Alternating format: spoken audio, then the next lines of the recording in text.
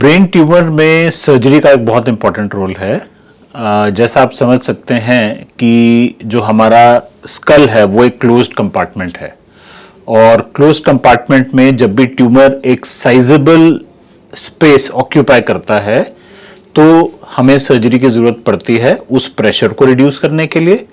कई बार हमें ज़रूरत पड़ती है उस ट्यूमर को निकालने के लिए, उसका नेचर जानने के लिए, उसको बायोप्सी जानने के लिए।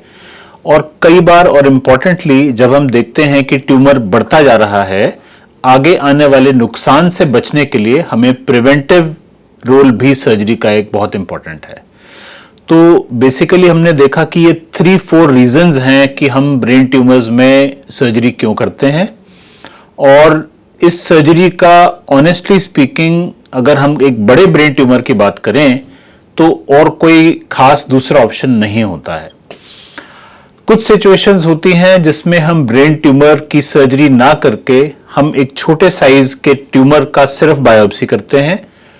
ये वो सिचुएशंस होती हैं जिसमें ब्रेन ट्यूमर काफी डीपली लोकेटेड होता है, जहां हमें पहुंचने में दिक्कत होती है। कई बार वो सिचुएशंस होती हैं जिसमें हम खुद कन्विंस नहीं है कि ये ट्यूमर है या इन्फेक्शन है, ट्यूबरकुलोसिस जैसा, या न्यूरोसिस्टिसर्कोसिस है, या कुछ ऐसे ट्यूमर होते हैं फॉर एग्जांपल लिम्फोमा जिनमें सर्जरी मेनस्टे नहीं है ट्रीटमेंट का।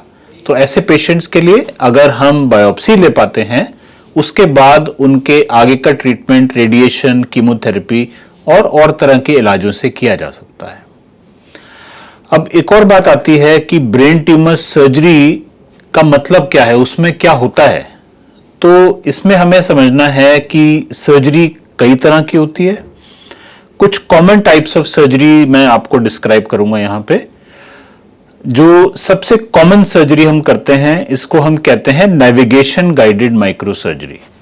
नेविगेशन गाइडेड माइक्रो सर्जरी का मतलब यह है कि हम एक खास टेक्नोलॉजी को यूज करते हैं जिसको हम नेविगेशन कहते हैं।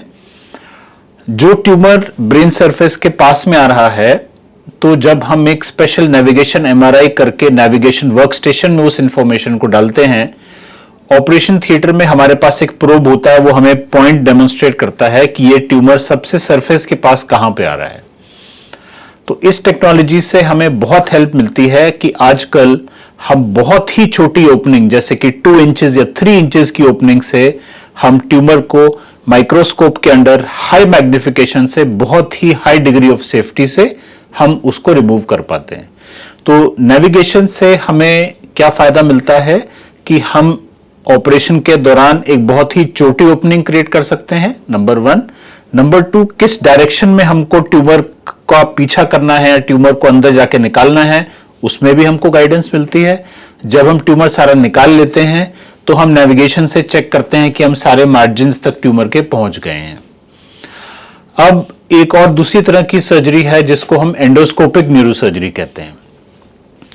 तो कई तरह के ट्यूमर्स में हम माइक्रोस्कोप के अलावा या साथ में हम एक एंडोस्कोप डाल के भी उसकी हाई मैग्निफिकेशन की मदद लेते हैं। एंडोस्कोप हमें कॉर्नर्स में विजुअलाइजेशन में हेल्प करता है, जो कि माइक्रोस्कोप का एक स्ट्रेट लाइन ऑफ विजन होता है, वो उसकी लिमिटेशन रहती है। एंडोस्कोपिक सर्जरी बेसिकली 2 तरह की सिचुएशंस में बहुत हेल्पफुल है हमारे लिए। पहली है जो ट्यूमर नाक के ऊपर वाले पार्ट के क्लोज प्रॉक्सिमिटी में है। कॉमनेस्ट एग्जांपल है पिट्यूटरी ग्लैंड के ट्यूमर्स। तो पिट्यूटरी ग्लैंड के ट्यूमर्स का आजकल जो हम प्रोसीजर ऑफ चॉइस करते हैं वो है एंडोस्कोपिक रिमूवल, जिसमें हम नाक से दूरबीन के रास्ते ट्यूमर को पूरी तरह से निकाल सकते हैं और एक्सटर्नली पेशेंट की बॉडी पे कोई मार्क या कोई इन्वेजन नहीं होती जिससे कोई देख के कह सके कि इनका कभी सर्जरी हुआ है। दूसरा बहुत इंपॉर्टेंट रोल एंडोस्कोपिक न्यूरोसर्जरी का है, जो हमारी ब्रेन में पानी की कैविटीज या जिनको वेंट्रिकल्स कहते हैं, अगर उसमें ट्यूमर लोकेटेड हैं या उसमें कोई बीमारी ऐसी लोकेटेड है जिसका हमें बायोप्सी लेना है या उसके कारण पैदा हुई रुकावट को हमको खोलना है, तो एंडोस्कोप इसमें हमें बहुत मदद प्रोवाइड करता है। अब एक और सर्जरी की हम बात करते हैं जिसको हम कहेंगे, जिसको पहले कहा जाता था ओपन सर्जरी। तो कुछ इमरजेंसी सिचुएशंस में हमको काफी बड़ी आकार की ओपनिंग बना के ऑपरेशन करने पड़ते हैं, जो कि लाइफ सेविंग प्रोसीजर्स हैं। तो अगर कोई बहुत ही बड़ा ब्लड क्लॉट है ब्रेन और बोन के बीच में, या ब्रेन के एक पार्ट में ब्लड सप्लाई पूरी तरह से कट ऑफ हो चुकी है और ब्रेन में बहुत सारी सूजन आ रही है, तो ये वो सिचुएशंस हैं, या बहुत बड़ा ब्लड क्लॉट है जो ब्रेन के अंदर मौजूद है, तो इन सिचुएशंस में हमें पुराने तौर से जिसको ओपन न्यूरोसर्जरी कहा जाता था, बहुत बड़ी ओपनिंग बना के हमें या तो बोन निकालनी पड़ती है, बोन के साथ साथ हमें बड़ा ब्लड क्लॉट भी निकालना पड़ता है। पर इस तरह की बड़ी सर्जरीज आमतौर पे इमरजेंसी सिचुएशंस में लाइफ सेविंग प्रोसीजर के तौर पे काम में आती हैं।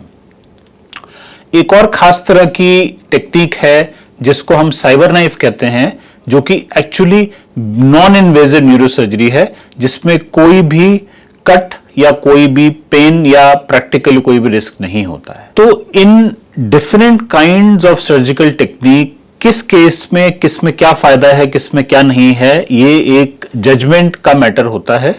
और इन तरह की टेक्निक्स को सिंगली और कॉम्बिनेशन में यूज करके अगर मैं एक आपको रफ आइडिया दूं, आज की डेट में हम 99% सेफ्टी और एक्यूरेसी से इस तरह की कॉम्प्लिकेटेड सर्जरीज कर पाते हैं। इसका जो क्रेडिट है मैं दो चीजों को दूंगा।